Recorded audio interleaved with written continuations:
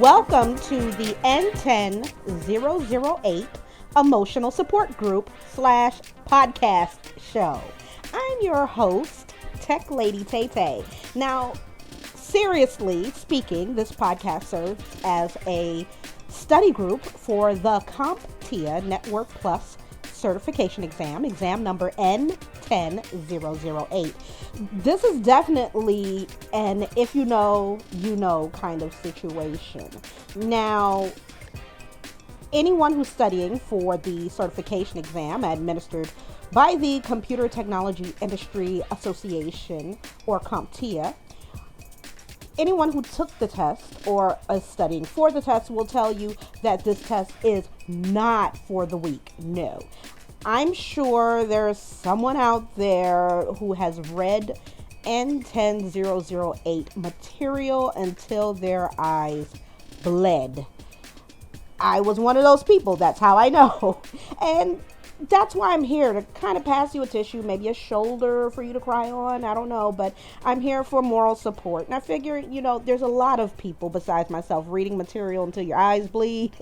So maybe we should just be there for each other. And so that's why I started this podcast. Now, hopefully during this podcast, I can give you some pointers to help you pass the exam. Things that I've done wrong that I wish I did right the first time I took the exam. And also I'm open to feedback. So if anyone has any feedback for me on my notes or what we can do to improve our emotional support group / podcast show, then just let me know. I'll be sure to link my socials. Now, if you hung in here for this long and you're wondering to yourself, what is a CompTIA, what is a Network Plus, and what is an N10-008, well, you can always find out more information about the N10-008 exam at CompTIA.org to find out more. Again, this is an if you know, you know kind of situation. It is what it is. If you don't know and you're kind of late to the game, that's fine. The N10-007 exam is still active, but only till June 30th. So if you haven't already scheduled your exam, then you might want to just sit down with us and study, because that's what you'll be taking after June 30th. Now, before we get started discussing any N10-008 material, I feel like it's important for me to discuss why I started this study group. I started this study group for several reasons. One, I am a mother and a wife and a career changer, and I don't have much time to study. That's the reality. My children are very young. Well, one is a teen, one is not. They both need me all the time, so I don't really have a lot of time. I'm always short on time studying. So I figure I'll start something to give everyone something in small doses to kind of go over. Also, the second reason why I started this study group is that I found that while studying for the N10-008 exam, I had a rough time with the language. There is a little bit of a language barrier for me, and sometimes I feel like studying for N10-008 feels like studying French or Spanish, and that language barrier is, again, it's a struggle for me. So I'm here as, I suppose, an internet tutorial assistant, if you will, to support your struggle, because essentially it's the same as mine in this respect. No, to answer your question, I'm not certified, if you were wondering. I am not certified. I'm here to tell you everything that I did wrong, and trust me, I did it all wrong, so that you don't use that information and take it with you to the exam expecting to pass, because it might not work. But hey, I'm giving the warning. I'm giving it out. Now, what I do, or what I'm doing with this study group, and what Professor Messer or Mike Myers does, you might not find it too different. In fact, I follow Professor Messer and Mike Myers. I've purchased some of their materials, and the problem that I was having is that once I left the study groups, I couldn't really fully repeat the material back or put it into action. one of the big reasons why a lot of what Professor Messer or Mike Myers said flew over my head was because I am not actively working in network engineering. I'm not. Do I have IT experience? Yes, I do, as an IT manual tester. I have zero experience as a network engineer. And in order to get that experience, because I'm sure there's some people listening who have went to job interviews, don't have the same experience and then got turned down because of that experience. Well, I can tell you where you can get some of that experience so that it can help you along. And the last reason why I started this study group was because I have test anxiety. It's really bad. It's been crippling. I honestly don't know how I got through my military career. I spent 8 years in the military, and every physical readiness cycle I would vomit before the test. Like, I don't do well with tests. So I figured, I might as well read my notes out loud and turn the notes into a podcast, and maybe somebody could benefit from what I'm saying.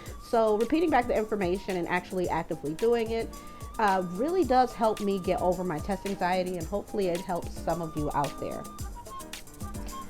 We have reached the term of the week portion of our show. Now, as you know, there's always a term that we need to know for the test. I source my terms from the N10-008 study guide. And the term for this week is yet another acronym. Today's term is FTP. That's F as in Foxtrot, T as in Tango, P as in Papa. And that stands for File Transfer Protocol. Now, what is File Transfer Protocol? It's a network protocol for transmitting files between computers over Transmission Control Protocol / Internet Protocol, or TCP/IP connections. In layman's term, it's a way to transfer files between computers. That's the simplest way to put it. Now, your TCP ports are connected virtually so that you can send those files. What files? Well, you might want to FTP a picture or a document. I hear that the National Security Agency, I believe it's the National Security Agency, well, either way, NSA, they use FTP. More often than not, they use secure FTP, which is a completely different port, but they do use it to transport court documents. So I didn't know that was a thing. I didn't know, so keep that in mind. If you're doing something wrong on the internet, the NSA will certainly send those documents on a secure FTP server to give to the judge to read all about your case. Ooh, just saying. Anyway, how it works is this. FTP is mostly hosted on servers. So you, the client, will log into a computer or your host. You would log into that server using your credentials. Port 21's job, remember I said that the TCP is connected virtually through ports. So Port 21's job is to establish a connection between you, the host, and the other host. You, the client, will upload your files using port 20 to transfer or send the files. And now the other client can download your files from their host. If you need more information on FTP, again, that's File Transfer Protocol, or F as in Foxtrot, T as in Tango, P as in Papa, I'll be sure to link more information where you can dig in a little bit further and read more about FTP. Hey, I might even have some links, I believe, that can give you some FTP practice on the side. So now we're going to get on to business. In this first study group, I'm discussing what you can expect on the exam so that you'll have more tools in your belt to help prep you. Now, I will not reference specific questions because I don't have money to be getting sued by CompTIA. However, I can give you a general idea of what to expect so that you can, again, better prep yourself.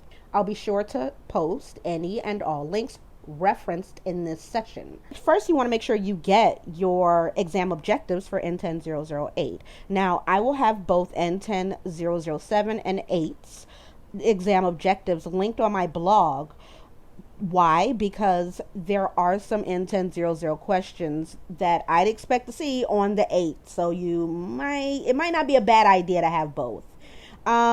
Secondly, you want to make sure that at least one of your study materials says N10-008 on the book. Why?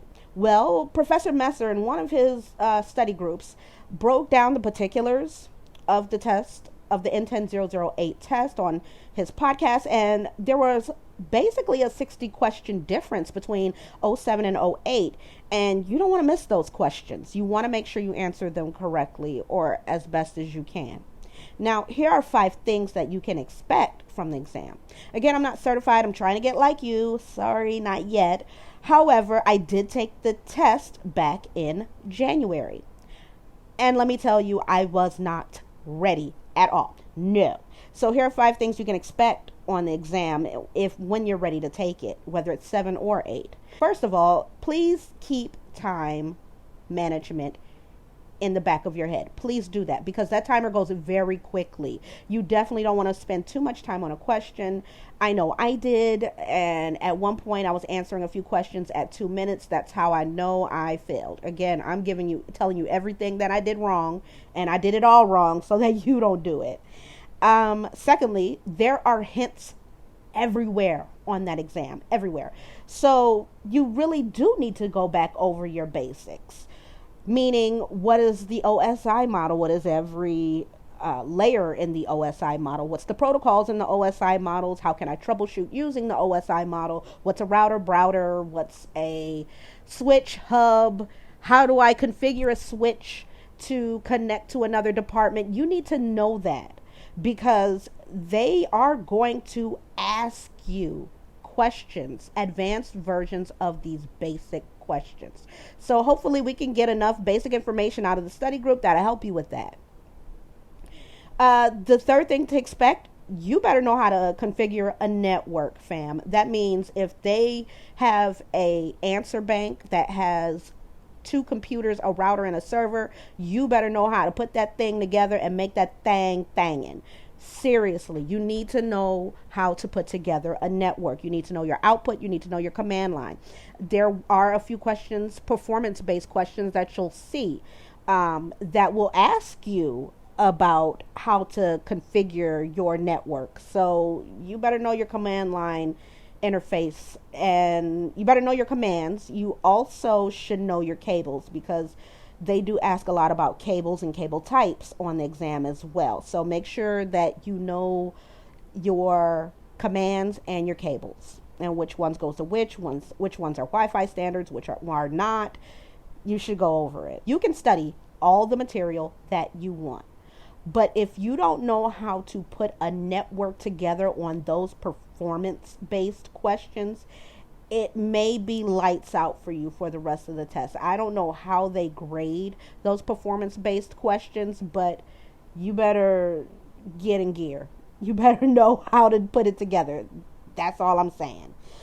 Number 4, another thing you can expect on the test, depending on which version you get, you may get a lot of questions about Wi-Fi standards. And for me, those were the easiest questions on the test. You may be asked to troubleshoot a Wi-Fi standard. For instance, they may say that they're putting new cable in a building, and they have one Wi-Fi standard on one floor, one on another floor. They need them to be compatible. What are the compatible Wi-Fi standards? Keep that in mind. They also may describe jitter in a question, for instance, and the answer you'll see may point to why your Wi-Fi network is experiencing jitters. So just know what could happen, the worst case scenario in connecting your Wi-Fi network. Know your cables, know your standards, so that it'll be easier to answer the question and you can just knock them out.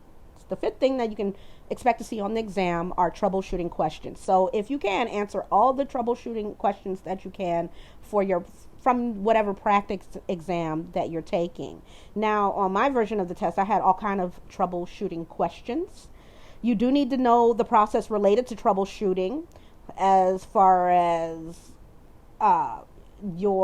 when you have to find out what the trouble is. Ask open-ended questions and uh, get plan a theory or make a theory about what is happening. Test everything.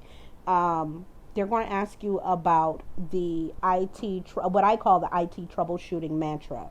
And you need to know about that. You also need to know about documentation. You can expect to see questions about documentation. So you may see questions about service level agreements. You may see questions about rack diagrams, patch panel documentation, blueprints. All of these things are important when you get on the field. That's another if you know kind of situation. So it's good to know and study for documentation because you may have to do it in the field once you finally pass the test and get a job. So definitely study troubleshooting. Also, you may have to mentally go up the OSI layer from 1 to 7 again, and that goes back to your basics. So you have to know your basics to really answer some of those troubleshooting questions. Just a hint. I personally did not know fully all of my OSI protocols. I really didn't know a lot. I'll go out there and admit. But now that I'm restudying for it, I have a better idea. So, and I'm happy to pass that information along to you. And again, everything that I referenced today, I'll make sure that I link on my blog or on my site so that you'll have all the materials that you need for your own test prepping. Now we've reached the portion of the show where we discuss test anxiety strategies. This is where I give you a little advice that I picked up along the way of studying for this N10-008 exam. And I tell you what could really mentally free you from the chains of test anxiety as I have myself. So I'm slowly releasing these chains and I'm here to pass on the information to you. Now today's test strategy is relax, relate, release. Now, if you've never heard the term before, that's fine. I'm happy to explain. But for the people who have heard relax, relate, release, they'll reference it as a saying that came from the now defunct NBC show, A Different World. What can I say? I'm a child of the 80s and 90s, and I absolutely love that show. Now, in the 12 Steps of Christmas episode, the incomparable Debbie Allen played a character on the show, and the character's name was Dr. Langhorne. Now, Dr. Langhorne was there to help Whitley Gilbert, one of the titular characters on the show, work through her personal struggles with jealousy and her ex-boyfriend Julian. And Dr. Langhorne was also on hand to help the Taylor family as they navigate being a blended family. And if you remember, the Taylor family encompassed Jaleesa, Colonel Taylor, and his son Terrence. Now, during this episode, all of them had one thing in common. They were perfectionists. They expected perfection from their situations and all the time, and it didn't serve them. And let me tell you, expecting perfection of yourself is really unnecessary. So it leads to stress. Stress leads to stress eating. And stress eating will have you crying over a pint of ice cream in the middle of the night because you did not live up to your own expectations. The expectations that you set for yourself. No one in the world, Craig. No one else in the world, Craig. Just you setting these high expectations of yourself. And I'm here to tell you, give it a rest, please. You have to lower your expectations of yourself just a little bit. You deserve a break from yourself. In the words of fictional Dr. Langhorne, relax, relate, release. Relax yourself. You're probably getting to a point where you don't want to be bothered with your own darn self. And it's understandable why. Look at the insurmountable amount of pressure you're putting on yourself to do well. Push back and relax. People, relax, okay? And relate. In that episode, Dr. Langhorne told Jaleesa, Colonel Taylor, and Terrence to give up those preconceived ideas of what you think should happen. And then she turned around on her own couch and tried to ignore them and called them sorry. It was a really funny episode. But it's the truth. And at the end of the day, you have to relate to your own mission, which is pass this test. Everything else is just noise. We are focusing solely on passing this test. That's the mission. So relate and release yourself from the chains of your own mental jail, because trust me, it'll make you feel 100 times better. Well, that's my time. Thanks for sitting with me today, and I hope that you got something out of our little chat today. As my mom says when she departs some places, if you can't be good, be bad. But whatever you be good at it. I'm Tech Lady Tay Tay. Follow me on social, Twitter and IG, Tech Lady Tay Tay. That's TECHLADYTAETAE, all one word. And you can also follow me on my blog, SeanLimas.wordpress.com.